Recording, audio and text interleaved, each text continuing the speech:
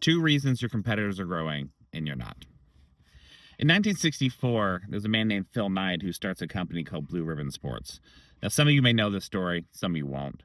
But he decides that he's going to sell shoes. Now, this is not the booming time of the 80s and 90s where this is a big deal. In 64, he's buying these Japanese shoes and he's selling them out of the back of his car. And he does this, and at the beginning, it is all struggle. But he's committed to two things. He's committed to consistently showing up and getting in front of the right people and refining his product so that it meets the actual needs of his people. And those are the two elements. He consistently shows up and he refines, consistently shows up and he refines. He's almost bankrupt over and over and over again. But eventually that company becomes Nike. And Nike is not a failure story. That is a massive success story. Now, your small business isn't you're not trying to be Nike, okay? And you're very likely a service-based business of some kind, but the consistency and the refining is still the same keys for you. Now, if you will show up, if you will, consistently make sure that your product you're delivering is at a certain level, and then also consistently take time to look at your product and figure out how can we tweak this, how can we make this better, how do we actually meet these needs.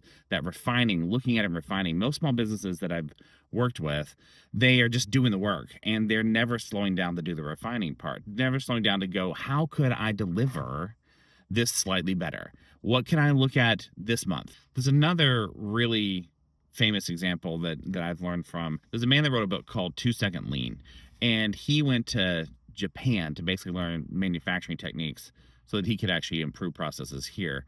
And he was learning from people like Toyota. But his whole premise is that if you can just make small things better consistently. So like if you show up every week and there's something that you tweak a percentage, 1%, 2%, 3%, if you just find the ways to look at your processes, look at your things and go, okay, we could actually order these parts instead. We could actually show up this way instead. We could actually do scheduling this way instead. All these little changes turn you into a monster after a year of changes. Like you're a whole other animal. And now you're able to deliver on what you weren't delivering on before. So again, consistency in the delivery of your product, consistently committing to doing things with excellence, and then taking the time to refine and tweak and making those things better. Those two keys are why your competitors are growing and why you're not. So my name's Neil Ayers. I run a business called Apt Otter. We help small businesses get past stuck points through marketing and automation systems. We can absolutely help with those things, but honestly, if you'll just take the time to make a scheduled point once a week, once a month, do something to say, okay, what are the things we could be improving on? And then just make a process to just making yourself look at those things. I know you're all busy. I know you're all tired, but these are the ways you get past these things.